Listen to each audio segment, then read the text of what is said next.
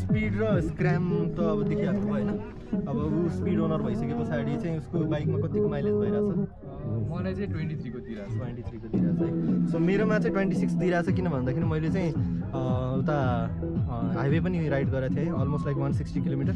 and त्यो ride गरिसके पछाडि चाहिँ my bike has given me 26 kilometre per mileage अहिले देखाइरहेको चाहिँ एन्ड उसकोमा चाहिँ अब 23 देखाइरहेको छ ऊ सिटीमा मात्र चलेर होला हाइवे गसनबाट रिङ रोडहरुमा मात्रै हो अहिले सो त्यति गर्दाखेरि चाहिँ हाम्रो अब 28 को माइलेज क्लेम छ उबाट चाहिँ यो टाइमबाट चाहिँ तर